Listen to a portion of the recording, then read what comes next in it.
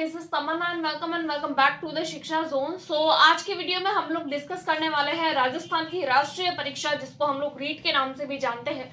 रीट पात्रता परीक्षा की बात करेंगे। राजस्थान में इस परीक्षा को काफी महत्व दिया जाता है, क्योंकि राजस्थान में जो है वो काफी सारे कैंडिडेट ऐसे हैं जिन्होंने बीएड और ऐसे कैंडिडेट जिन्होंने बीएसटीसी कर रखा है, और जो बहुत सारे लोग हैं जो टीचर बनना चाहते हैं। तो आज के वीडियो में हम लोग इसी बात पर डिस्कस करेंगे कि किस तरीके से आप लोग रीट पात्रता परीक्षा को क्लियर कर सकते हैं, मेरे क्या अनुभव रहे हैं पात्रता परीक्षा को पास करने पर, और उसके बाद में आप लोगों को थर्ड ग्रेड के लिए प्रिपेयर करना चाहिए। अगर आप लोग न्यू है, बिगिनर्स है, तो आप लोगों को रीट के लिए ट्राई करना चाहिए। अगर आप लोग ऑलरेडी रीट दे चुके हैं तो रीट देने के बाद में अगेन से आप लोगों को वापस अपने मार्क्स को इंक्रीज करने के लिए रीट देना चाहिए, या फिर आप लोगों को जो है वो मेन एग्जाम देनी चाहिए। तो इन सारी की सारी बातों पर आज की वीडियो में हम लोग डिस्कस करेंगे। सो चैनल पर पहली बार आए तो प्लीज वीडियो को लाइक करके चैनल को सब्सक्राइब कर लीजिए। तो स्टार्ट करते हैं बिना किसी देरी की वीडियो को। सबसे पहले अगर मैं बात करूं हमारी राष्ट्रीय परीक्षा की, तो हम लोग बात कर रहे हैं रीट की, जिसका एग्जाम जो है वो आप लोगों के फेब में होने के चांसेस है। सबसे पहली बात तो ये देखिए, 2025 का जो एग्जाम है वो एग्जाम की बात हो रही है कि आप लोगों की जो एग्जाम है वो फरवरी में हो जाएगा। अगर ये एग्जाम आप लोगों के फेब में हो जाता है तो फेब के हिसाब से अगर हम लोग देखें तो अभी आप लोगों के पास में ज्यादा समय नहीं है। समय कितना है तो देखिए, आज जिस दिन आप लोग ये वीडियो देख रहे हैं, यानी जिस दिन मैं इस वीडियो को शूट कर रही हूँ, उस हिसाब से अगर मैं देखूं तो आज आप लोगों की हो चुकी है 21 नवंबर। तो 21 नवंबर के हिसाब से अगर हम लोग देखें, और फेब में अगर हम लोग एग्जैक्ट 15 तारीख माने कि 15 तारीख को आप लोगों के एग्जाम हो सकता है, तो देखिए 10 दिन, यहाँ के भी 10 दिन भी नहीं बचे हैं, बहुत कम दिन बचे हैं। उसके अलावा अगर मैं इसको नवंबर को काट लूं तो देखिए आप लोगों के पास में दिसंबर, देन जनवरी, तो लगभग जो है वो आप लोगों के पास में 2 महीने हैं। 2 से आप लोग जो है वो लगभग 60 या 70 दिन समझ सकते हैं। तो इन 60 या 70 दिनों के अंदर एक क्या प्रॉपर स्ट्रेटेजी जो है वो आप लोग फॉलो कर सकते हैं, और रीट एग्जामिनेशन को फर्स्ट अटेम्प्ट में ही क्लियर कर सकते हैं। देखिए, सबसे पहले तो अगर मैं बात करूं बिगिनर्स की, कि अगर आप लोग बिगिनर्स हैं तो आप लोगों को एग्जाम देना ही है। 2 महीने इनफ होते हैं किसी भी परीक्षा को। अगर हम लोग पात्रता की बात करें तो कोई भी अगर आप लोग पात्रता दे रहे हैं, चाहे सीटेट दे रहे हैं, यूपी टेट दे रहे हैं, या राजस्थान का टेट एग्जामिनेशन दे रहे हैं, अगर आप लोग कोई भी टेट एग्जामिनेशन देते हैं तो 60 दिन इनफ होते हैं। 60 से ज्यादा दिन आप लोगों को लगते नहीं है, 2 मंथ इनफ होते हैं, क्योंकि बेसिक सी चीजें पूछी जाती है। पात्रता परीक्षा में जनरल चीजें आती है, जैसे कि आप लोगों के एनसीईआरटी बुक हो गई, तो एनसीईआरटी के बुक में से जनरल चीजें आप लोगों को पूछी जाती है। अब मेरी क्या स्ट्रेटेजी थी और मेरा क्या अनुभव रहा है रीट पात्रता परीक्षा को पास करने का, तो उसके बारे में देखते हैं। देखिए, मैंने जो है वो रीट का पेपर 2 दिया है, तो आज की वीडियो में मैं स्पेशली पेपर 2 की बात करूंगी। तो देखिए, पेपर 2 और पेपर 1 वैसे दोनों का जो है वो सेम ही रहता है, जो पैटर्न रहता है, लेकिन कुछ फेरबदल होता है, और जो एग्जाम होता है वो भी सेम तरीके से ही आता है। पेपर पैटर्न भी सेम रहता है, कोई ज्यादा परिवर्तन उसमें हम लोगों को नजर नहीं आता है। अगर मैं पेपर 2 की बात करूं, जिसमें स्पेशली अगर मैं साइंस एंड मैथ्स की बात करूं, क्योंकि मैंने भी साइंस और मैथ्स का ही पेपर दिया है, और मैंने भी 2 बार इस परीक्षा को किया है, 2 बार रीट, और उसके अलावा जो है वो सीटेट, जो मैंने जो है वो पेपर 1 पेपर 2 दोनों को ही क्वालिफाई किया है। तो देखिए, सबसे पहले अगर मैं बात करूं, इसमें आप लोगों के 5 सब्जेक्ट्स पूछे जाते हैं। सबसे पहला आप लोगों का आता है सीडीपी, जिसको हम लोग बाल विकास के नाम से भी जानते हैं, बाल विकास के नाम से, इसको हम लोग बाल विकास के नाम से भी जान रहे हैं।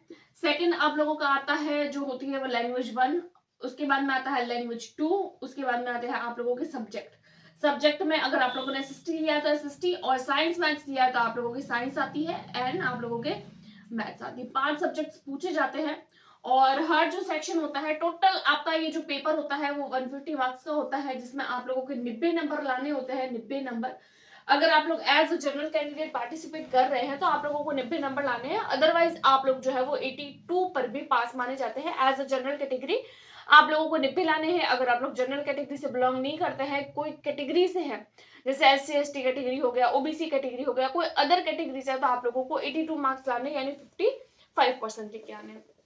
उसके बाद में बात करें हम लोग, इसमें नेगेटिव मार्किंग नहीं होती है, नो नेगेटिव मार्किंग। सबसे बड़ा बेनिफिट यही है, निगेटिव मार्किंग, और इसकी जो वैलिडिटी होती है वो आप लोगों के लाइफ टाइम होती है। इसकी जो वैलिडिटी है वो आप लोगों के लाइफ टाइम रहेगी। ये कुछ बेसिक इंफॉर्मेशन है, और लाइफ टाइम को लेकर देखिए, नेगेटिव मार्किंग इसमें नहीं होती है। अभी जो है वो इस बात को लेकर कंफर्म नहीं है कि ये लाइफ टाइम है या नहीं है। सीटेट आप लोगों के लाइफ टाइम है और रीट पात्रता परीक्षा आप लोगों के लाइफ टाइम नहीं है, इस बात को आप लोग ध्यान रखें। तो ये मैं रेज कर रही हूँ। सीटेट परीक्षा को जो है वो आप लोगों के लाइफ टाइम माना गया है, लेकिन रीट पात्रता परीक्षा आप लोगों के लाइफ टाइम नहीं है। इसको लेकर जो है वो क्राइटेरियाज भी बदलते रहते हैं, तो जैसे जैसे न्यू सरकार आती है तो वो अलग अलग रूल्स बनाती है। अब हम लोग बात कर लेते हैं सबसे पहले सीडीपी की। तो देखिए 150 मार्क्स में पर पोर्शन जो होता है वो आप लोगों के 30 मार्क्स का होता है। ये भी 30 का होता है, ये भी 30 का होता है, ये भी 30 का होता है, ये भी 30 मार्क्स का होता है एंड ये भी आप लोगों के 30 मार्क्स का पूछा जाता है। देखिए बाल विकास और शिक्षण शास्त्र में आप लोगों के जो है वो थियोरेटिकल पोर्शन ज्यादा पूछा जाता है। आप लोगों के इस तरीके से क्वेश्चंस नहीं बनते हैं जैसे सीटेट में बनते हैं। अगर आप लोगों ने सीटेट की परीक्षा दी होगी तो आप लोगों को पता होगा सीटेट जैसा पेपर इसमें नहीं आता है। सीटेट में पेपर जो होते हैं वो आप लोगों के कंसेप्चुअल होते हैं, यानी आप लोगों को जो है वो कोई भी चीज कैसे करनी है, क्लासरूम में कैसे पढ़ाना है। लेकिन रीट में ऐसा नहीं होता है। रीट में आप लोगों को फैक्चुअल बेस्ड क्वेश्चन देखने को मिलते हैं। प्रॉपर फैक्ट होगा, खेल विधि किसने दी, संश्लेषण विधि किसने दी और मूल प्रवृत्ति के बारे में किसने बताया। तो डायरेक्ट आंसर निकल जाता है इसका कि खेल प्रवृत्ति के बारे में किसने बताया, या फिर जो है वो किलपैट्रिक जैसे मैकडूगल की बात करें हम लोग तो इनके बारे में आ जाता है। जी पियाजे की थ्योरी, तो उसमें से डायरेक्ट आप लोगों के क्वेश्चंस बन जाते हैं। तो सीधे क्वेश्चन बनते हैं। जो सीडीपी टोटल 30 मार्क्स की है, इसमें आप लोगों के 20 क्वेश्चन ऐसे होते हैं जो आप लोगों को याद करके जाने हैं प्रॉपर। अगर आप लोगों को याद है तो ही आप उसका आंसर कर पाएंगे। और 10 क्वेश्चन आप लोगों के जो है वो कंसेप्ट पर बेस्ड होते हैं, यानी अगर आप लोगों का कंसेप्ट क्लियर है तो आप लोग क्वेश्चन को सॉल्व कर पाएंगे, अगर आप लोग उस क्वेश्चन को सॉल्व नहीं कर पाएंगे। उसके बाद में लैंग्वेज 1 की बात करें तो लैंग्वेज 1 आप लोग कोई भी चूज कर सकते हैं, हिंदी, इंग्लिश या संस्कृत। हिंदी, इंग्लिश या फिर संस्कृत। लैंग्वेज 2 भी हिंदी, इंग्लिश या फिर संस्कृत। एक बात का ध्यान रखें, मान लीजिए आप लोगों ने फर्स्ट लैंग्वेज जो है वो हिंदी चूज कर लिया है, तो एज अ सेकंड लैंग्वेज जो है वो आप लोगों को इंग्लिश या संस्कृत चूज करनी पड़ेगी। फर्स्ट लैंग्वेज इंग्लिश है तो आप लोगों को उसके ऑपोजिट 2 लैंग्वेजेस चूज करनी पड़ेगी। पेपर 1 एज लैंग्वेज 1 जो होती है वो एज कम्पेयर टू लैंग्वेज 2 थोड़ी सी इजी आती है, और लैंग्वेज 2 होती है वो थोड़ी सी टफ पूछी जाती है as compare to language 1। Language 1 जो होती है उसमें मान लीजिए जैसे मैं मेरी बात करूं तो मेरी हिंदी थी, लैंग्वेज 2 मेरे इंग्लिश थी। हिंदी का जो पोर्शन होता है वो आप लोगों के 10 एंड 10 मार्क्स में 15 एंड 15 मार्क्स में डिवाइडेड रहता है। एक आता है आप लोगों के कंटेंट वाला पोर्शन, कंटेंट आप लोगों को पढ़ना होता है, और दूसरा आता है आप लोगों के पेडागोजी। पेडागोजी यानी कि आप लोगों के जो लैंग्वेज की पेडागोजी होती है, यानी लैंग्वेज को किस तरीके से पढ़ना है, लैंग्वेज को किस तरीके से पढ़ाना है और बच्चे की लैंग्वेज को किस तरीके से बूस्ट अप करना है। तो ये सारी चीजें आप लोगों की बनती है। और इसी तरीके से आप लोगों के लैंग्वेज 2 की बात करें तो 15 मार्क्स का आप लोगों का आ जाता है कंटेंट आता है 15 मार्क्स, एंड 15 मार्क्स की आप लोगों का आ जाती है पेडागोजी। पेडागोजी में अगेन से वही लैंग्वेज वाली बात आ जाती है, जो लैंग्वेज में पूछा जाता है वही चीज आप लोगों के इसमें बनती है। अब इसमें क्वेश्चन बनते किस तरीके से हैं, देखिए पेडागोजी की तो हम लोगों ने बात कर ली। नॉर्मल सीडीपी किस तरीके से बनती है वैसी पेडागोजी बनती है। जिस सब्जेक्ट की पेडागोजी है तो वो उसी से रिलेटेड होगी। जैसे मान लीजिए अगर आप लोग हिंदी की पेडागोजी कर रहे हैं तो हिंदी में किस तरीके से क्वेश्चंस बनते हैं। जैसे मान लीजिए आप लोगों के एक तो कुछ शिक्षण विधियां हो जाती हैं और कुछ फैक्चुअल बेस्ड जो फैक्ट पर आधारित होते हैं, तो वो फैक्चुअल बेस्ड चीजें तो आप लोगों को पढ़नी है। साथ ही साथ आप लोगों को कुछ कुछ जो है वो कंसेप्ट के बेस पर, यानी अगर के आपकी क्लासरूम में कोई बच्चा है वो इस तरीके की हरकत कर रहा है तो आप क्या करेंगे, इस तरीके की जो चीजें होती है जो आप लोगों के सिचुएशन बेस्ड होती है। तो कई बार पेडागोजी में उस तरीके के क्वेश्चंस घुमावदार होते हैं जिसके लिए आप लोगों को प्रैक्टिस करनी पड़ेगी। 2-4 सेट लगाएंगे तो आप लोगों के वो भी आराम से निकल जाएगा। कंटेंट के लिए क्या करें, देखिए अगर मैं सीटेट की बात करूं तो सीटेट में एज अ कंटेंट कुछ नहीं आता है लैंग्वेज में। लेकिन रीट की बात करें तो देखिए ये रीट परीक्षा है, और रीट परीक्षा जो है वो इसमें आप लोगों के ग्रामर पूछी जाती है। ग्रामर कंप्लीट ग्रामर आती है जिसमें संज्ञा, सर्वनाम, पर्यायवाची और विलोम शब्द, मुहावरे, लोकोक्तियां, उसके अलावा शब्द भंडार हो गया, वर्ण विचार हो गया, शब्द विचार हो गया, वाक्य विचार, संयुक्त वाक्य, सरल वाक्य, मिश्रित वाक्य, जो भी आप लोगों की ग्रामर में चीजें होती है वो सब आप लोगों को पढ़नी होती है। चाहे आप लोग लैंग्वेज 1 की बात करें, लैंग्वेज 1 आप लोगों की हिंदी है तो कंप्लीट जितनी भी ग्रामर है उसके फिक्स्ड टॉपिक जो आप लोगों को संज्ञा, सर्वनाम, विशेषण, ये जो भी टॉपिक्स होते हैं वो दिए हुए होते हैं सिलेबस में, वो आप लोगों को पढ़ने होते हैं। देन आप लोगों के लैंग्वेज 2 जो होती है उसके रिगार्डिंग में आप लोगों के कुछ जैसे फोनेटिक्स हो गया, लिटरली टर्म्स हो गए, इडियम्स, फ्रेजेस हो गए, तो वो सारी चीजें जो होती है वो आप लोगों को सिलेबस में अलग से दी हुई नहीं होती है। बट अगर आप लोग पेपर देखते हैं, प्रीवियस ईयर देखते हैं, तो वहां से आप लोगों को जो है वो इसका आइडिया लग जाता है। उसके बाद में हम लोग बात करें साइंस एंड मैथ्स की, तो साइंस और मैथ्स 30 मार्क्स का साइंस मैथ्स आ रहा है तो 30 मार्क्स में 15 मार्क्स आप लोगों के कंटेंट होता है, एंड अगेन जो 50 मार्क्स होते हैं वो आप लोगों के आते हैं इसमें, सॉरी 15 मार्क्स का नहीं रहता है इसमें, 20 एंड 10 का रेशियो रहता है, 20 एंड 10 का रेशियो। इसमें 10 मार्क्स की पेडागोजी आती है, पेडागोजी आप लोगों के 10 मार्क्स की, और कंटेंट अगेन से आप लोगों के 20 मार्क्स का। अगेन से मैथ्स में भी ऐसे 20 एंड 10 का रेशियो आप लोगों के रहता है। मेन बात अगर मैं साइंस एंड मैथ्स की करूँ तो साइंस एंड मैथ्स को आप लोग किस तरीके से कर सकते हैं, देखिए अगर मैं मेरी बात करूँ तो मैंने जो है वो साइंस एंड मैथ्स को एनसीईआरटी पर फोकस करके किया था, और साइंस की क्लासेस मैं मेरे खुद के हैंडरिटन नोट्स के साथ मैं आप लोगों के साथ में शेयर भी कर रही हूँ, वहां से भी पढ़ सकते हैं। अदरवाइज अगर आप लोगों को कहीं और अच्छा है तो वहां से भी देख सकते हैं। सिंपली एनसीईआरटी को पढ़िए, 6th क्लास से लेकर 10th क्लास तक की एनसीईआरटी आप लोगों के लिए इनफ होती है। आप लोगों को कई बार सजेस्ट किया जाता है कि 6 to 8 का पेपर है तो 6 to 8 तक की ही एनसीईआरटी पढ़िए, ऐसा नहीं होता है। अगर आप लोगों को एनसीईआरटी पढ़नी है तो आप लोगों को 6 to 10th कंप्लीट एनसीईआरटी आप लोगों को करनी होगी, तभी आप लोग जो है वो रीट परीक्षा में जो है वो अच्छे मार्क्स के साथ में क्वालिफाई कर पाएंगे।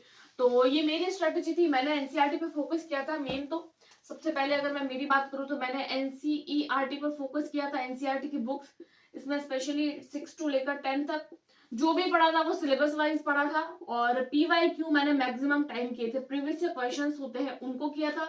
उसके अलावा सिलेबस जैसे जैसे होता गया मैंने टेस्ट दिए थे, और एज अ टेस्ट मैंने पीवाईक्यू दिए थे।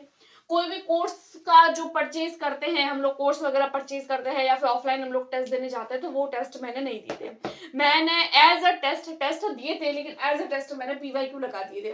पीवाईक्यू निकालती थी, डाउनलोड करती थी और उसको जो है वो एमआर शीट पर प्रैक्टिस करती थी। तो ये मेरी जो है वो कम से कम काफी सारे पेपर हो चुके हैं वैसे, रीट के 3 या 4 पेपर मिल जाते हैं, तो रीट के भी किए थे, साथ ही साथ सीटेट के पेपर है, यूपी टेट के, उत्तराखंड के। तो ये जो जो पेपर आप लोगों को प्रीवियस ईयर जो टेट परीक्षाओं के जो पेपर होते हैं हर एक स्टेट के, उसको निकालिए, उनको करिए, आप लोगों के सिलेबस की चीजों को करते रहिए, जो सिलेबस की चीजें नहीं है उनको आप लोग अदर स्टेट में से अवॉइड कर सकते हैं। ये तो हो जाती है कुछ बेसिक बात परीक्षा को पास करने की, जो मेरी स्ट्रेटेजी थी। उसके बाद में अगर मैं बात करूं कि अगर आप लोगों ने फर्स्ट टाइम रीट ऑलरेडी आप लोग क्वालिफाई है तो क्या अब आपको और देनी चाहिए या फिर मेन परीक्षा की तैयारी करनी चाहिए। देखिए अगर आप लोगों ने 90 नंबर ला लिए हैं पहले से, मेरा तो सजेशन यही है, अगर आप लोगों ने पहले से 90 नंबर ला लिए हैं, अब आप लोग सोच रहे हैं कि नहीं मैं तो 110 के लिए या 120 के लिए प्रिपेयर करूंगा, तो इसका भी कोई मतलब नहीं है, क्योंकि 110 वाला भी ओनली पास होगा, 90 वाला भी ओनली पास होगा। तो अगर आप लोग ऑलरेडी इस परीक्षा को क्वालिफाई कर चुके हैं, आप लोगों के पास में ऑलरेडी सर्टिफिकेट है, तो आप लोग जो है वो अपनी पात्रता परीक्षा की तैयारी करिए, सबसे पहली बात। दूसरी बात, कैंडिडेट के माइंड में ये आता है कि अगर मैं सेकंड टाइम, यानी ऐसे कैंडिडेट जो ऑलरेडी पात्रता परीक्षा दे चुके हैं लेकिन अभी और वो पात्रता परीक्षा देना चाहते हैं, और मान लो अगर वो इस पात्रता परीक्षा में पास नहीं होते हैं, पहले वाले में पास हो गए और अभी वाले में मान लीजिए वो पास नहीं होते, तो ऐसे में उनको क्या करना चाहिए, तो क्या वो अगर इस परीक्षा में पास नहीं होते तो क्या वो थर्ड ग्रेड के लिए एलिजिबल होते हैं, तो जी हाँ वो बिल्कुल एलिजिबल हो जाएंगे। ऐसा क्यों बोल रही हूँ, क्योंकि अगर आप लोगों को सर्टिफिकेट लगाना है तो आप अपने पहले वाला सर्टिफिकेट लगा सकते हैं, कोई जरूरी नहीं है कि न्यू वाला सर्टिफिकेट ही आप लोग लगाएं। ठीक है, तो ये तो हो जाती है कुछ कॉमन बातें। और मेंस की परीक्षा में आप लोगों को मेन जो पूछा जाता है वो जीके आता है, क्योंकि जो अगर आप लोग साइंस मैथ्स की बात करें तो साइंस मैथ्स वालों से साइंस और मैथ्स तो हो जाती है, बट मेन जो दिक्कत आती है वो जीके में आती है। लेकिन पात्रता परीक्षा में जीके नहीं पूछा जाता है, मेंस में जीके पूछा जाता है। तो ध्यान रखें, आप लोग अभी से जो है वो अपने जीके के लिए प्रिपेयर करना स्टार्ट कर दें। जीके कहीं से भी पढ़िए, कोई भी चैनल से, मैं कोई स्पेशली ऐसे किसी का नाम नहीं लूंगी कि आप लोग वहीं से पढ़िए, जो भी आप लोग यूट्यूब पर सर्च करेंगे आप लोगों को बहुत अच्छे अच्छे चैनल जो है वो सजेस्ट हो जाते हैं, चाहे पात्रता की बात करें चाहे मेंस की बात करें। सो ये कुछ कुछ बातें थी। इसके अलावा अगर आप लोगों का कोई डाउट है तो आप मुझे कमेंट बॉक्स में पूछ सकते हैं। आई होप आप लोगों को ये छोटी सी वीडियो हेल्पफुल रही होगी। अगर पसंद आई है तो do like, subscribe and share. Thanks for watching.